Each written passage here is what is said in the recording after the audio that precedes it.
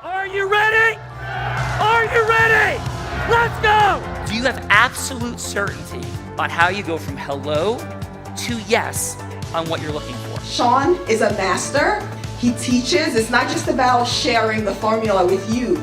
It's about making sure that we learn. I went from $100,000 in debt from law school to having no money and starting my own law firm on my credit card to selling it 4 years later. Sean and I, we co-created massive victories in 2 unwinnable jury trials, which are recognized nationally now as top 100 jury verdicts. To be even on the same track with you, who I respect and admire and love with all my heart. Never again submit. You're not better and you're not less than any human on earth. When you shared with us about the unblinded process and the mastery sales training, I just went, wow. Sean will gain proximity to the most influential and powerful people. He will find out how he can grow their business, how he can help them personally. But the third thing that he does is the most important. Sean serves without an expectation of getting anything in return. You have very, very high-performing colleagues. 22 years ago, you transformed my life as you did all these people's lives over the course of time. And I couldn't be more grateful. Let's hear it for Tony Robbins. I don't see him as a lawyer, and I don't see him as a blind person. Someone who has subjugated his ego, who has taught me what serving really looks like. You have this incredible ability to just have unconditional love for everyone, and that is just an incredible gift. The moment you have been waiting for. The American Blind Association is the first new face and voice of that association since Helen Keller. Formula for formulas, which is exactly what I've learned from Sean. It's a language-based predictable model. We will have over 300 new sales meetings this month. This superpower in the world that is attainable for you is the ability to influence people. If you believe that, say yes. If you believe that, say yes. Do you think that worked? Yes! I do believe that. Yes. Yes. Fun fact, I punched myself in the face getting ready to come on as I was doing jumping jacks. We're always transparent here. Gina Ricci, how are you?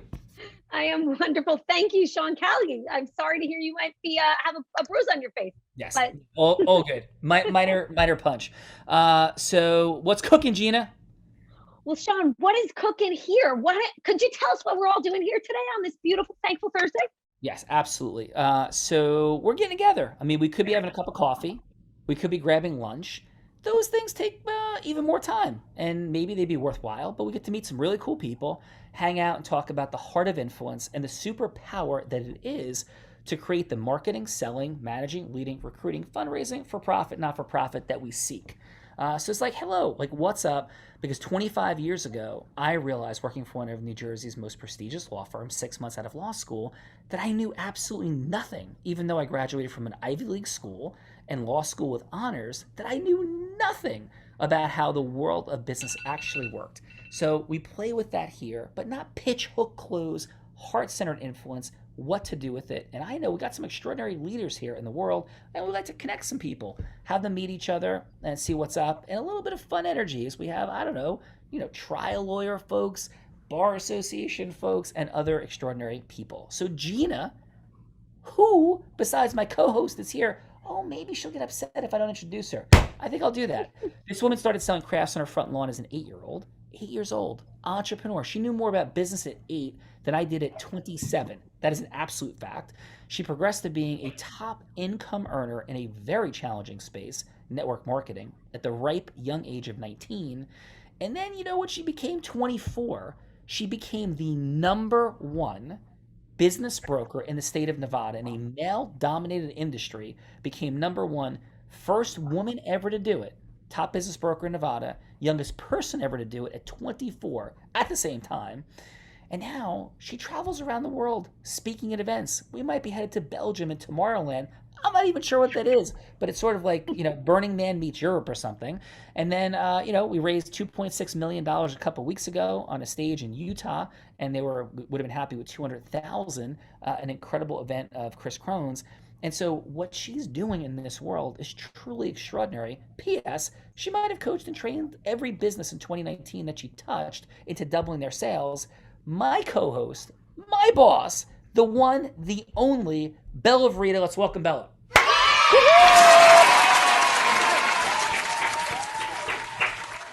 Beautiful. Belle, what's happening? Sean, I am excited to be here. We've got a house full of attorneys. My favorite people, because I never get to be right in a room full of attorneys. So. Well, Belle, awesome job. And what's a fun fact about you, my friend? I think my fun fact, because selling crafts on my front lawn at 8 years old wasn't enough, becoming the #1 business broker in Nevada wasn't enough, and doubling sales in 2019 wasn't enough. Then I thought it'd be a really good idea to go back to school, or to go to school and become a minister. So I am currently in college, and my first semester made the dean's list. And that is my fun fact. At 44 years old, I'm on the dean's list. That is absolutely super fun. Super proud of you. And Gina, we got Bella. Who else is here with us today?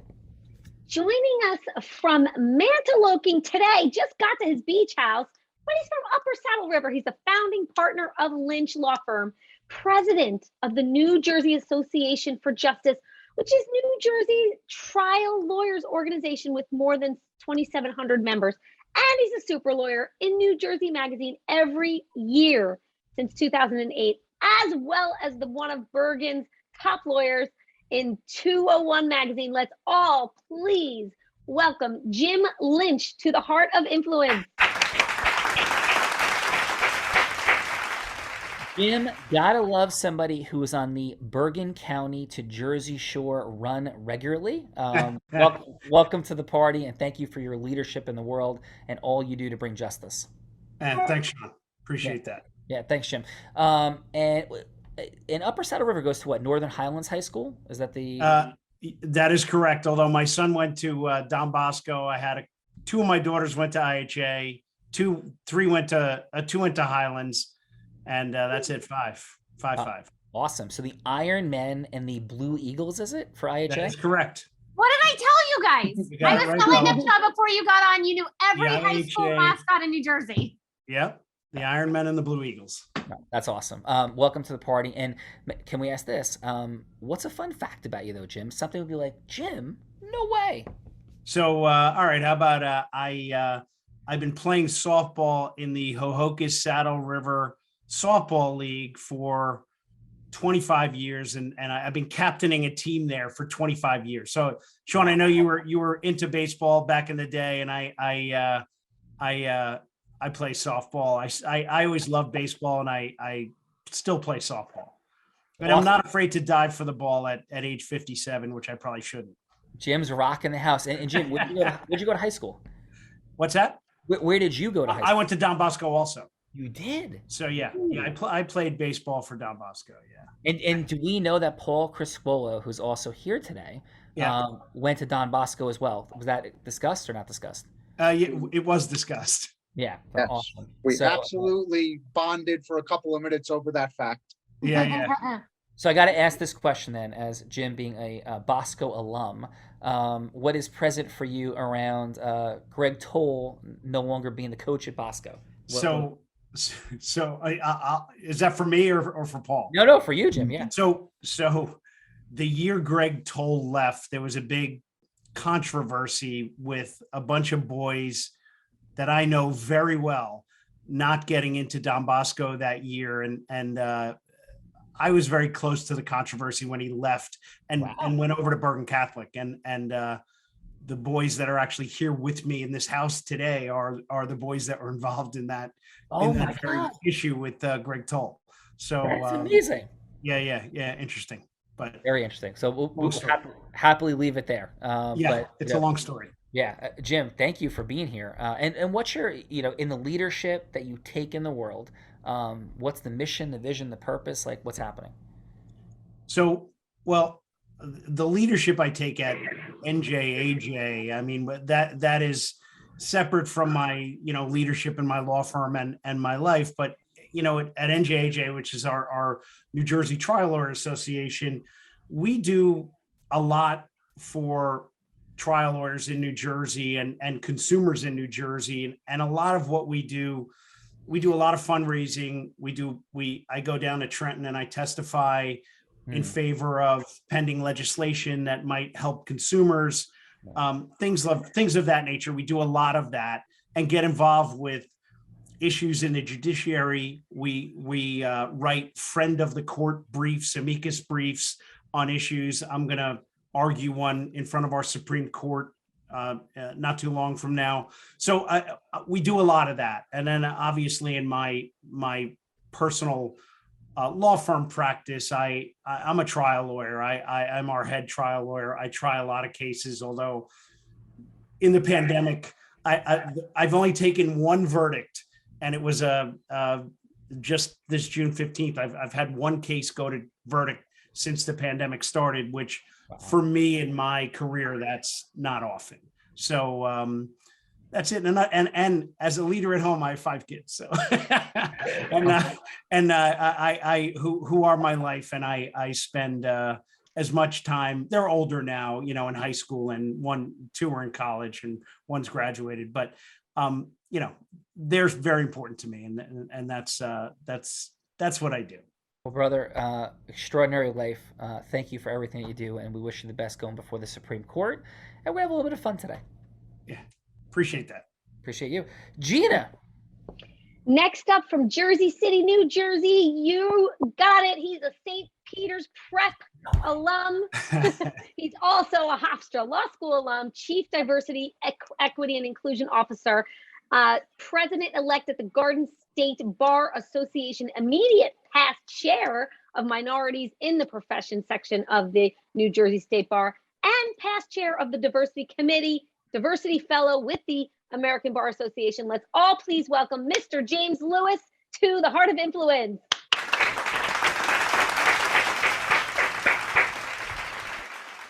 Well, James, as a blind man, thank you for all of the beautiful things that you're doing in the space of diversity and inclusion, for starters.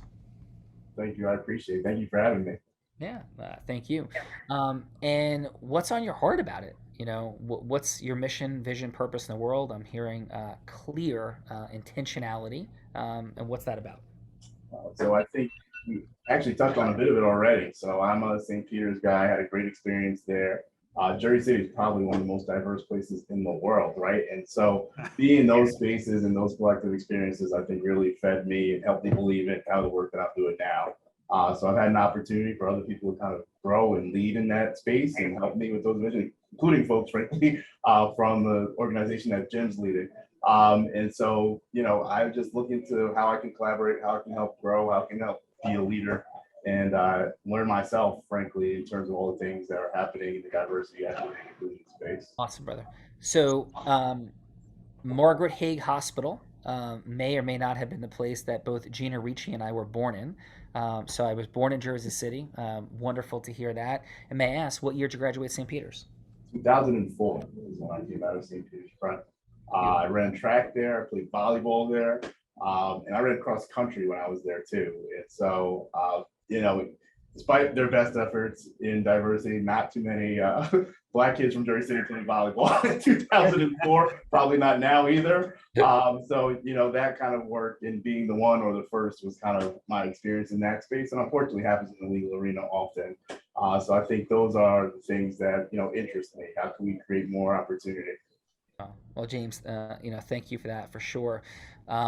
And my Uncle Jimmy, who became arguably the most prominent retina surgeon in not only New Jersey, but arguably in the country, who was tragically killed. There's an intersection of all sorts of St. Peter's and trial law. He was killed in a car accident in 1998. It was one of the most, at the time, it was Bergen County's largest jury verdict in history, was his wrongful death case. He was rear-ended by a tractor trailer. But he said to me, he taught me so much, one of the great mentors of my life, and so much of it was from the education at St. Peter's Prep and then St. Peter's College, before he ended up turning down, later in life, he turned down Harvard and Johns Hopkins and took Jules Stein at UCLA for his residency because it was #1 in retina in the country. And he said continuously that the education from St. Peter's Prep was the foundational essential for what occurred in his life. So it's an honor and privilege to have you here from many different perspectives. And what about a fun fact about you? Something that we'd be like, James, really? No way. So Jim made me envious because I won't be sliding into any bases now or in the future. But over the pandemic, I did take up what I've been calling virtual yoga with my kids. My son is 9, my daughter is 5. So we'll get on and they have yoga that's set to like Disney music, which actually is pretty interesting. So like my daughter's singing Frozen and I'm kind of stretching out in the morning. So that's been my morning routine for the last little bit. Awesome. So it's voted well in more ways than one. It's a nice way for us to spend some time together. And also to kind of take that quick breather before kind of hitting the road and going. No, brother. James, that is beautiful. Family is present, heart is present, all of it. Jim and James, thank you guys both for being here. Gina Ricci, these are wonderful humans. Who else is here? Next up, from Point Pleasant, New Jersey, just about a mile from going to have some fun on the boardwalk, but staying in his little corner of the world. He's a New York, New Jersey business lawyer, last year's president of Point Pleasant Beach Rotary, and he's a retired U.S. Army captain. Let's all please welcome Mr. Paul Appel to The Real Raw, the heart of influence. Paul, first of all, thank you for your service, for causing us to be able to do something like this and have fun and, get to know each other in a free nation. So thank you for that, first of all. Thank you. Thank you. And second, what's a fun fact about you? I don't know, it's fun, but it's just something when I lived in Jersey City for many years, and I just moved down in 2017. A lot less traffic down here, James, a lot more parking. Roads are better. Anyhow, and you can get to the post office. Anyhow, you'll know what I'm talking about. Anyhow, this is considered a relatively affluent area. When I joined Rotary, I realized I learned how much need there is here. And aside from the fact now what Rotary does, which I love, we can help individual families. But for the grace of God. But one thing I learned, if you have in a community like this so much need, what is out there in the communities that don't have this? Yeah. And it's frightening. It's frightening. Because people, it doesn't take much for your whole life to turn upside down. No, it does not. So, that's something that down here is something that I'm very involved with. So the other thing is I'm just loving the summer down here. That's in awesome. Jersey City, James. Yeah. Well, Jersey City to the Jersey Shore is a beautiful, beautiful thing. My grandparents blazed that trail in our family. Couldn't be more grateful for it. And I had the privilege, Paul, of playing for the Point Pleasant Expos back in. You were everywhere. Yes. So I played for the Point Pleasant Expos in the early 1990s and 1991 summer. Semi-pro baseball team. It dominated the semi-pro league at that time. That was, I think, the preeminent league. I think it was even better than the Met League, called the Jersey Shore League. And I played with incredible former professional players, D1 college players from everywhere. And it was an amazing summer in Point Pleasant. So brings up beautiful memories. Thanks for being here, Paul, and for everything Rotary great in the world. Thank you. Thank you. Yeah. Gina. We're going over to the left coast, Sean and everyone, Beverly Hills, California. This man serves lawyers and accountants from New York, New Jersey to Florida, California, 35 plus years as a financial planner. He taught 10 years at UCLA on retirement plan and for the CPA, Society of California Designs, tax deferred bonus plans for C-level execs and their employees. Let's all please welcome Mr. Dwight Harris to the Heart of Influence.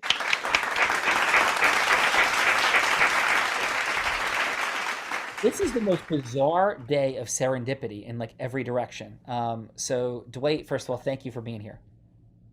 I am fantastic and really pleased to be here and enjoying the show. Man, well, thank you. And how about a fun fact about you, Dwight? Well, a real fun fact about me is I moved from Beverly Hills to South Florida about 8 years ago and started playing golf. And I am just as bad today as I was 8 years ago. So that's a fun fact. That is a very fun fact. Yeah, and as I noted a moment ago, UCLA, I mean, one of the great mentors of my life, my Uncle Jimmy, I just described, and noted a moment ago, had his residency at UCLA, one of our great educational institutions. And, yeah, and how's Florida, coming from Beverly Hills? Like, what's present for you around that, Dwight? Well, Florida is great for me. I had a desire to leave the LA area, and my relationship with some law firms and some CPA firms was on such sound ground that they said they'd work with me no matter where I went. So I said, fine. So I came down to Delray Beach, Florida, and I'm having a ball. And now, since my youngest son has expressed a desire to join my business, my whole mission is to rebuild things for him. I happen to raise both of my sons by myself, so I'm extremely close to both of them, and they are almost my whole life. So my mission is my family, and I'm trying to do things to help him join me and be successful. That's great. Appreciate that very much. And somebody in the world of life insurance from Beverly Hills, Mike Crouppen, actually sold me a life insurance policy. I don't know if you ever met Mike in your travels anywhere. I think I did, because life insurance is a part of one of the tools I use to build tax deferred plans for various organizations. And the name sounds familiar, but I met a whole lot of people. If he was around Beverly Hills, I probably know him in some sort of fashion, because I know a lot of people there. Beautiful. And Dwight, if you had one thing to tell people about money, taxes, money, finances, and you put in a headline from all your beautiful years of experience, what would that be? About money? Yeah, money, finances, yeah. Tax deductions get you more on your money than investments, and protect it at all costs. That's what I would say. Drop the mic. Awesome job, Dwight, and thank you for being here today. My pleasure. All right. G-Money. Last and certainly not least, some of us know this man as the mayor of Unblinded, graduated from a small school known as Georgetown Law with a master's of law in honors, 20 years of tax transactional experience, consulted on over 500 billion in M&A transactions, including the largest equity value transaction in history. Can we all please put our hands together and welcome the one and only Paul Crispolo to the Heart of Influence. All of that is super impressive, but I think it's like even more impressive that you two used to punch each other in the face at like 6 and 8 years old. That absolutely is true. So, Paul, how you doing, brother? I am awesome. How are you, my friend? Great. Where are you in the world today? I am in Bella Verita's old stomping grounds. I am in Las Vegas, Nevada. Started my morning, Sean, as you know, at about 4:30 this morning on our Unblinded team call. But when you love what you do and who you do it with, you don't mind getting up at 4:30. Wow. And then I just came in from the pool area to join this wonderful group. And while I am wearing a t-shirt and swim trunks, I was way overdressed. Let's just leave it at yes, I think I will leave that one right there. Yeah. And what is a fun fact about you besides the fact that you're overdressed in a t-shirt and swim trunks in a Las Vegas pool area? What's something that would be fun to know about you? Well, my fun fact for today is we're all a little jet lagged. So while I was up very early this morning and roaming the hotel, I ran into my dad, who was also up roaming the hotel early. And it was a little chilly inside for him. So he said, let's go sit outside. And we went and sat outside for about 10 minutes, where we got an interesting aroma that was hitting us for a while. And He said, I think we got to go inside. I'm starting to get dizzy. So I think my dad was getting a little bit of a contact high at about 5 o'clock this morning. We all going out just like that's when the party's just getting started in Vegas. It's like 5 a.m. Everybody's like, let's go. It's time to go now. Yeah. So please extend my love to Mr. C, your dad, and my empathy for being in Las Vegas getting contact highs. So amazing place to be. So G Money, we love you. We are grateful for you. We're going to do the things. Okay, do the things. Bye, everyone. Have fun in the unblinded multiverse. Ciao for now. Hi, Gina. Hey, Sean, before we get started, I would love to introduce my co-host, the one, the only Sean Callaghy, only one of 2 attorneys to win 2 top 100 national jury verdicts between 2014 and 2016, still the largest in Arizona, the only one that is blind, just recently raised $2.6 million on a stage in Utah where people were not necessarily affluent, but caused them to contribute to the Ukraine. And he has spoken, speaking of diversity inclusion, spoke on Disney stage, that small company with the mouse, you know, spoke on their stage about diversity inclusion. Also, T-Mobile, my co-host, Sean Robert Callaghy.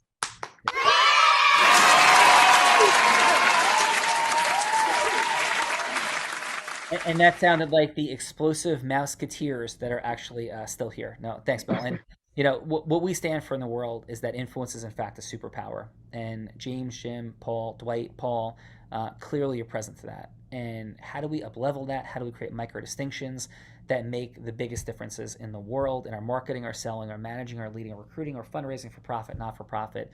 You know, as Bella said, in raising the $2.6 million for the Ukraine, the outcome, the goal was to raise $200,000 that day. And by like integriously creating value from everybody's standpoint, the ability to create that 2.6 million happened. And that's our work in the world. How do you bring extraordinary people together to create more? How does alchemy come to be? So that's what it's about. So Belle, I'm going to play with that today. So who's going first? Let's go, Mr. Jim Lynch. Jim, if you would be so kind, what we do here is we have fun going from low to yes. And Bella will be whomever we want her to be. Heck, she could be a judge. She could be a potential client. She could be a strategic partner, somebody to raise money from for a cause of some sort. She'll be anybody you want her to be. And this is not about pitching, hooking, closing. There's no pressure to get an ultimate yes. It could be the next micro yes, which is a longer conversation about a something. So Jim, any ideas on who you might like Bella to be? So, Bella, I'd like you to be one of my clients who's not interested in settling their case right now. Okay. How Well, this is courageous? fun. I can't wait. How courageous is Jim? Like Great. seriously, this guy's awesome. But Bella, please take us in. Hello, is this Jim? It is. Hey, Jim, it's Bella. Hey, Bella, how you doing? I have some news for you. The insurance carrier has offered $25,000 to settle your very serious injury case. You know, we've discussed it. We're thinking it's probably the right thing to do. What are your thoughts? Well, Jim, $25,000 does not seem that serious at all. It doesn't feel like they're taking me seriously, and you know, after all the fees and everything, I don't think that's really fair. So let me tell you a few things, Bella. So first of all, we're near trial, as you know. You know that I have done the best job I possibly could for you. I've overturned every stone. I've spoken to every one of your doctors. I've gotten extensive medical records and medical reports about your condition. And, you know, I really believe that in my heart that this is the right thing to do, meaning we could go to trial and maybe a jury could award more money for you in this case. But I think the likelihood of that happening is slim. And I think that, in my opinion, this would be the right thing to do, to take this money. I hear you. I appreciate that. But I still don't think that it's just, we got to be able to get more. I don't want to settle for 25,000. I think that is, way below. I couldn't even, live 6 months off that. So Bella, I appreciate the fact that you have that opinion, and I think it's certainly a valued opinion for me. I can tell you, I've been doing this for 30 years. I understand that you're seriously hurt, or you have serious problems related to this. However, I just need to let you know that doing this for 30 years, I've seen cases just like yours with injuries just like yours, where clients get much less than 25. And I think that based on everything, this is what you should do. Well, I will give it some consideration and get back to you in the next couple of days. Bella, I need you to really think about it more carefully. It's you know that I care about you and your case, and you know what I think is the right thing to do here. So you got to give me, yes, we got to get this case settled. Can I have a couple minutes to think about it and talk to my significant other and see if it's really a good idea? So here's the issue. The adjuster has called me 3 times today. The case is on for trial tomorrow. We have a deadline. They could pull the money. I really have to get a decision from you on this today. All right. Well, it sounds like you think it's best, and I don't really have a choice here. So I guess we'll go ahead and settle. All right. I appreciate that, Bella. I think you're making the right decision here.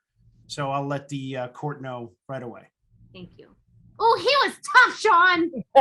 He knows what he's doing. Super high level of mastery. That's why he's the man. I'm telling you what. That's why he's the man. So Jim, great job, brother. We'll get some thoughts from the judges in a moment. Bella, who's up? Mr. James Lewis. James, are you ready, sir? He's ready as I'm going to get, right?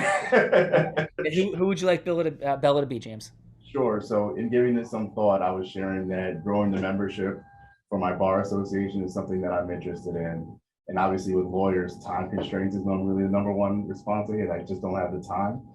So maybe a prospective member who doesn't view themselves as a prospective member, time limitations and other things that they've got going. These are courageous Jim and James, like go for it, gentlemen. Bella, take us in. All right. Hello, this is Bella. Hey, Bella. I'm the president-elect for the Garden State Bar Association. I'm really interested in whether or not you'd be interested in joining our organization. So I'd just like to share a little bit about what we do and see if that's something you might be interested in doing. Yeah, I mean, you can share with me, but I can already tell you, this is just not something I have time for. But I have like 2 minutes right now. All right, well, thank you for giving me the 2 minutes. And so I'll try to be respectful of your time and share a little bit about what we do. So we're really interested in growing the pipeline of attorneys and making sure that attorneys have mentors that they can learn and grow from. Really, everyone who's involved with our organization sees the investment in time as useful. I think that we're really intentional about bringing attorneys from all walks of life into the organization. And so we think this is a space where you can both learn and teach. We're interested in you sharing your perspective as well. So we'd really like for you to spend some time with us and kind of learn what we're all about, if that's okay. You'd like for me to spend some time with you and what? And learn what we're about. So we host events. We have affiliations with different law firms. We have affiliations with public sector attorneys. And so I think it would be good for you to come out to one of our events and kind of learn a little bit more about what we're all about. Yeah, I mean, it sounds interesting, but I just don't have a whole lot of time right now. I understand that. I'm happy to share with you that in addition to our live events, we also have virtual events that we host as well. So we can be happy to send you an invitation to one of those so you can attend from your home. That's one of the benefits, frankly, of the environment that we're in. Yeah, now. I think this day and age, though, Jim, I'm so tired of being on Zoom calls. I've spend many hours a day on Zoom calls, so to add another Zoom call just sounds like, too much. How best do you like to interact with folks and network and kind of grow your own affiliations? I definitely, now that live events are coming back, I do enjoy meeting people live. Awesome. Well, we definitely have some live events in the hopper as well. It's definitely, I would obviously extend an invitation for those as well. We have gala events, we have educational events, all of which I think are really positive experiences for attorneys who are looking to grow their own experience. Would you be interested in attending one of those? It's possible. Why don't you send me some, dates and information, and if I can fit one into my calendar, I'll see what I can do to make it. Yeah, I'd be happy to do that. It would be all right if I get an email for you too, so we can send you an invite and a little bit more information about what we're all about. Absolutely. I'll send it right over to you. Okay, cool. So I want to be respectful of the 2 minutes you gave me, but if down the line you want to have another 2-minute conversation with me, definitely feel free to reach out. But if I see anything that aligns with your interest, I hope you're okay with me just reaching back out to you and sharing what we're doing and how it may be of interest to you. Would that be okay? Yep, that would be all right. Thank you. Awesome. Great job, James. Jim and James rocking the house, Miss Bella. Yes, absolutely. Where are we going? All right. So next up, we are going to go to the judges. Now, judges, Paul, and Dwight are going to give 30 seconds of feedback to both Jim and James. Something that they did great, and maybe something that they would optimize that would cause you to say yes. And then a score of 1 to 8. 1 being you would rather go to the dentist and have a root canal than have a longer conversation. 5 being if they bought you a mocha chocolate with like some whipped cream and extra caramel from Starbucks, you might meet them for a Starbucks. They bought you a cup of Joe. Or 10 being you would get in the private jet and fly anywhere in the world just to have a longer conversation with this person. So Paul, number 1, Paul, appeal is it? How about your 30 seconds of feedback? Just make sure you unmute. 30 seconds of feedback for Jim. Okay. Well, Jim Lynch, I've done this before. So I've had clients like that. So I appreciate that. That was handled beautifully. Take it or leave it. If you leave, you're walking away with nothing after a lot of pain and cost. So I appreciate that's a 10. James, yours was He's getting in a private jet to come see you, Jim. He's good looking. He's got nice ties. Why not? James, you had a much harder one because it's much more amorphous what you were doing. The only thing I might think about, I don't know if it makes any difference to say, we have other wonderful things, benefits. So throwing out benefits. I have no idea if that will do it. But I mean, it was still, look, you did good. I wouldn't do that well. I know that. So it's easy to sit here and make the comment. That was good. And what's your score for James? So let's say I'd say an 8. An 8. Oh, Louis, if I get like a propeller plane to come meet you, James. There's a lot of other stuff I'd like to talk about. Awesome. Awesome. And then how about Dwight? Dwight, let's go. Your 30 seconds of feedback for James first. Well, I thought James was quite persuasive and handled the situation very well. I really do. I don't have much criticism of the way he handled it, and I would give him a 9. Nice. So maybe it's a sort of 8-seater jet as opposed to, like a Tony Robbins sized. Yes. There you go. Awesome. Dwight, and your 30 seconds of feedback for Mr. Lynch. I also, and I'm just not just saying this, also thought he handled it very well. And I would give him an 8. Nice. So propeller planes and jets and things. And yeah, nice work. Bell. Beautiful. And let's go, Paul Criscolo, your 30 seconds of feedback for James. So James, my first recommendation would be to start building a little rapport with Bella. It seemed like you just jumped in really quickly as to what you were offering. I would have spent just 20 seconds building a little rapport, with Bella and why this is relevant for Bella, right? What's in it for her? Because that would have then made the later discussions easier when she started to protest both time, availability, etc. You could have spoke into the pain that she was dealing with and what she wanted from her goals and outcomes.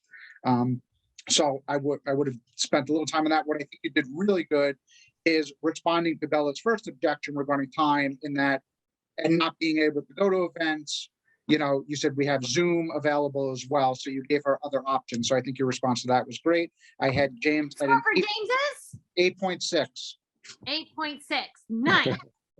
That is very, very specific. Very. The numbers guy gives the odd numbers. All right, and how about for Jim, Paul? So Jim, what I thought you did really well is start off by setting context, right? All of the things you had done to get to the point you are now and why the 25,000 made sense. What I would have leaned into a little bit more was why Bella should take the deal, right? You did say, look, you could get less. Bella made a comment like, I really need more than 25. I would have leaned in and said, well, how are you going to feel if you walk away with 0? Because that's an option here too if you don't take the 25. But otherwise, great job. I had Jim at a 9.2. 9. Are you sure it was a 9.2 and a quarter, Paul? A 9.275, 3/4, almost a 9.3. I think there's a Bosco bias. Yes, there's a Bosco curve in there. That is amazing. That is amazing. So Belle, I'm gonna go take a nap. You are not taking a nap, Sean Callagy, because Mr. Lynch and Mr. Lewis were both on the hot seat. And this is my favorite part of the show where I get to turn things around and put Sean's butt on the hot seat. Doesn't that sound like fun, Jim and James and everybody? Yeah. So we get to do a little reverse role play. Somebody here, based on a number that Sean chooses, is going to get to put Sean on the hot seat and choose a scenario that he could go from hello to yes on. It could be having people join the Garden State Jersey Bar Association. It could be someone, needing to settle a case. It could be anything political. He's been President Trump, President Biden, even President Putin. He's been all the roles. My personal favorite, he once had to convince a very conservative New Jersey attorney on why he should go to Burning Man. That was one of my favorites. So it could be any scenario as long as it is integrous or not selling swamp in the middle of New York City. So Sean Callagy, how about you choose a number between 1 and 4? I will go with my high school football number, since we're chatting about North Jersey sports, with the Emerson Cavos of number 1. Number 1. So that's going to be Mr. Lewis. Woof. Mr. Lewis, you can set the scenario for Sean, or you can pass it to somebody else. What would you like to do? I'll set the scenario. All right. Woo. So here's the scenario. You're working with an organization and you're sharing with them the importance of diversity, and you're just not willing to hear you on it. How do you pitch that? Got it. Okay, and the organization, James, is it a not-for-profit itself? Is it a corporation? If you could just set what the organization. Let's do a corporation. Okay. And what type of business would you like it to be? Law firm, accounting firm, other venture of some sort? Yeah, let's do law firm to keep it in-house, I guess. All right, beautiful. So, and would you be the resistant person, and then I will be you? That works. Awesome. Okay.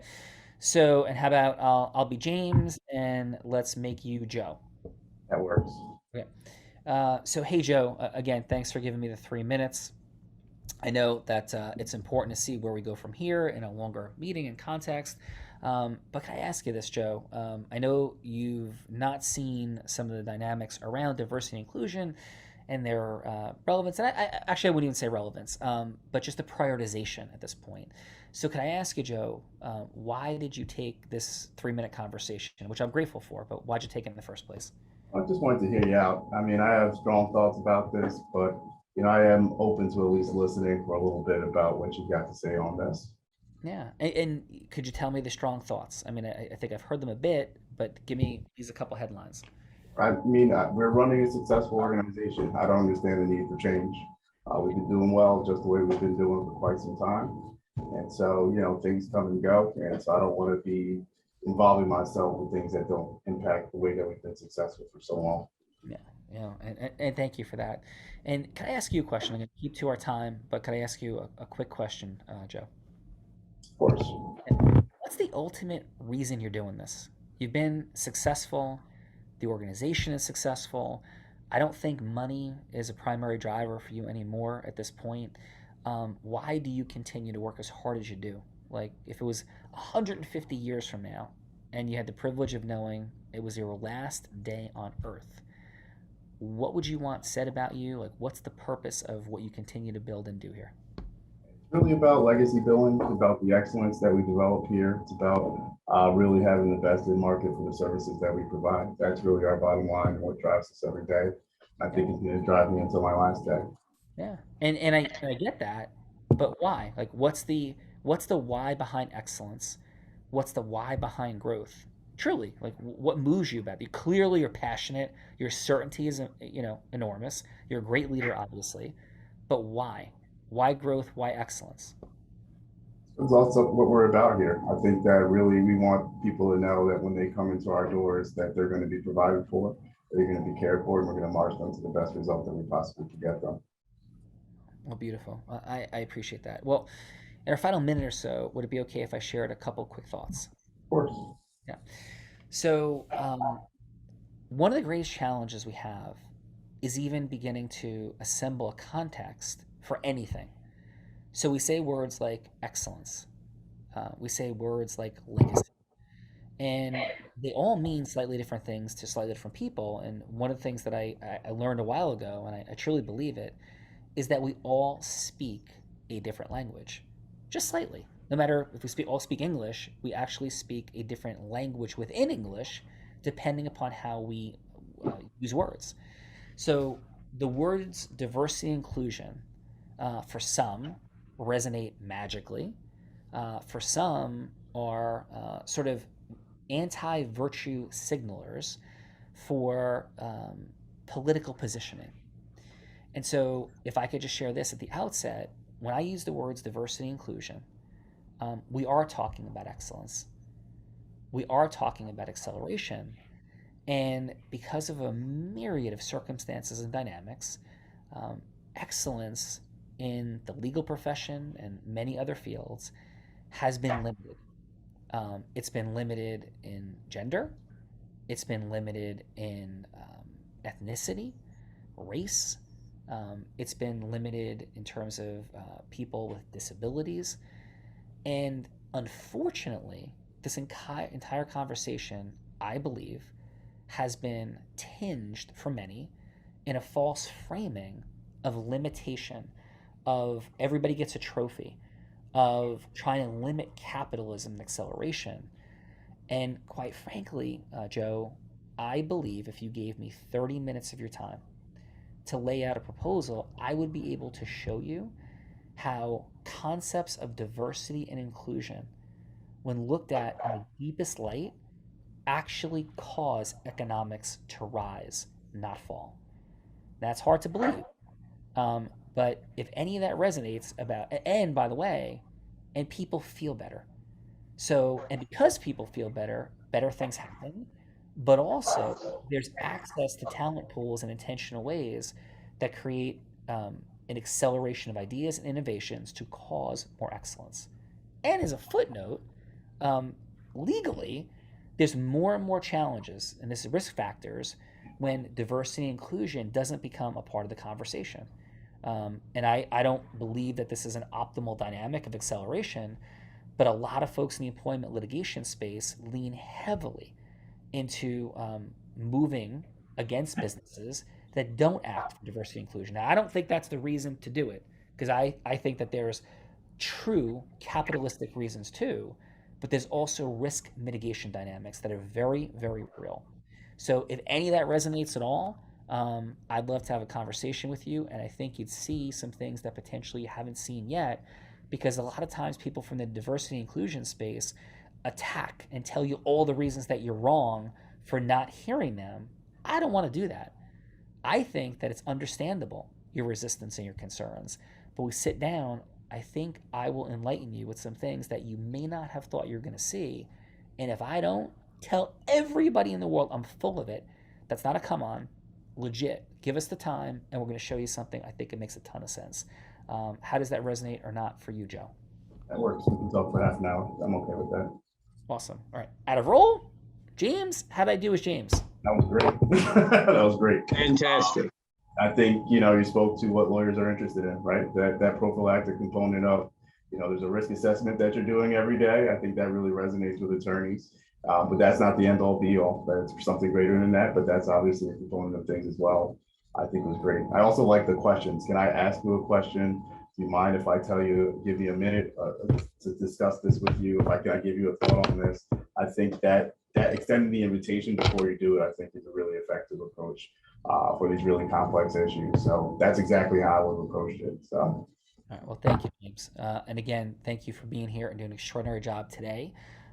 Jim, thank you for being here. How'd that resonate or not with you? And how was your time on the Real Raw, Jim?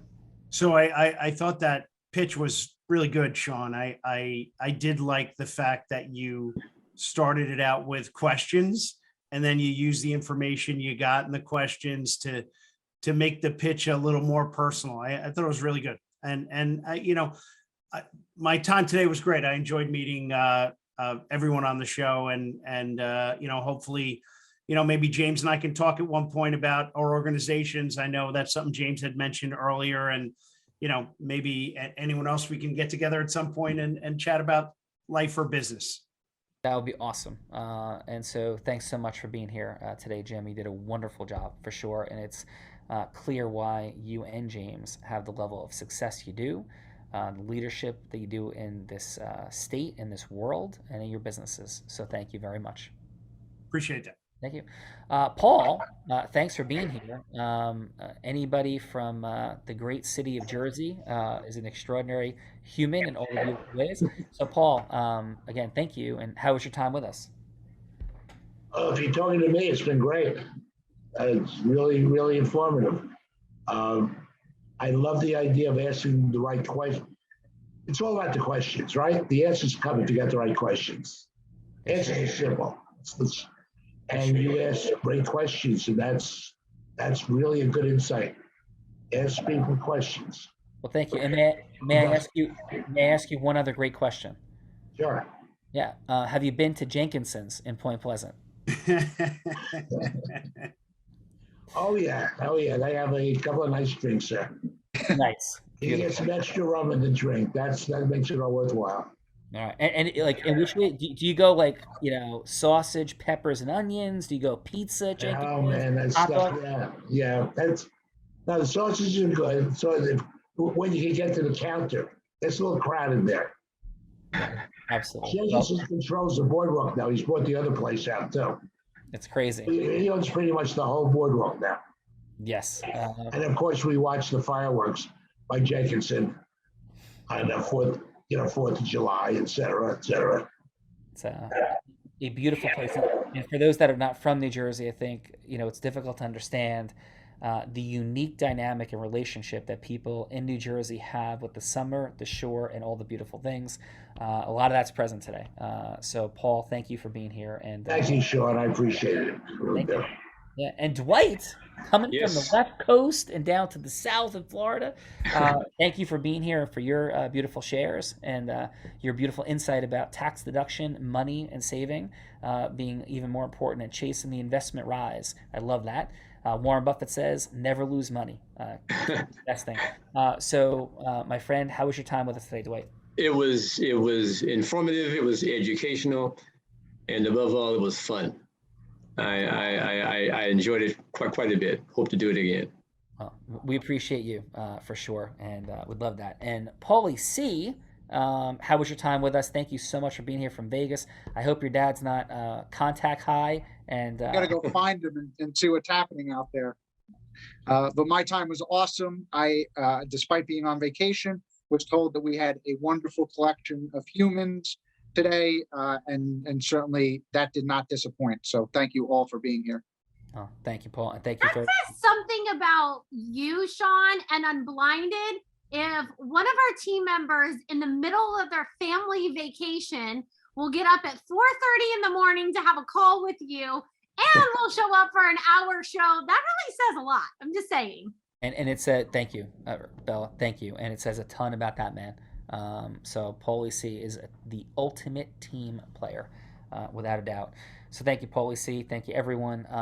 Bella, final. Final, Sean, is, it wasn't that long ago, a couple of years ago, that I was sitting in your very seat where I came on as a participant onto the Real Raw, and I came on knowing that I was going to dominate, crush, and beat everybody that came on the show. I knew everything there was to know about sales. I did pretty good on the show, but then I decided, let's sign up for the Unblinded program so that I could show Sean a thing or two about sales. I quickly learned that I didn't really know that much when it came, and there was a huge difference between sales and influence and being a person of influence. And what I learned in my first week and then going to my first event was, and coming from the space of like coaching, consulting, is there was no program on the planet that taught the heart of influence, what it takes to, even to do like what Jim and James did, where, feeling cared for, feeling heard, seen, and understood. And there's a formula for that. There's a formula for money, time, and magic. And I quickly learned that I didn't really know as much as I thought I did, humbly. And it's been an extraordinary journey. And, even Tony Robbins said, whether you like him or not, that there's no one who leads with more heart and more integrity than Sean Callaghy. So definitely want to invite everyone. We do a Monday night, Becoming Unblinded, what is Unblinded, and would love to invite everybody back to continue these relationships, talking to Adam and Fernando. Adam built started with the company took a company from 3 million to 750 million. Fernando built his first $1 million company in his 20s. So definitely have a chat with them, and would love to see all you back on Monday night. So Sean, back to you. Thank you. Yeah, listen, here's the bottom line. What this is all about is about people coming together and doing incredible things. And leaders are here and present clearly. I believe there's more to do. So I hope you see that. And if you don't, thank you so much for the time that you invested here, for the privilege of our introducing you to one another. It's an honor. And what I believe is that the problems we perceive in the world are much more solvable than we would otherwise think. And that is rooted in the superpower of influence, what we do with it, and how we get ourselves to use it. And that's a whole lot more complicated than just how effectively we move from somebody getting closed in a deal. We don't believe in that. We believe in opening up, listening, creating alignments, and moving forward to solve big problems. And what that's tied to on this beautiful Thankful Thursday is our final statement of the day. Always, I may be physically blind, but I do believe that in many ways we are all blind. And just learning to see. Bye-bye, everyone. Yes.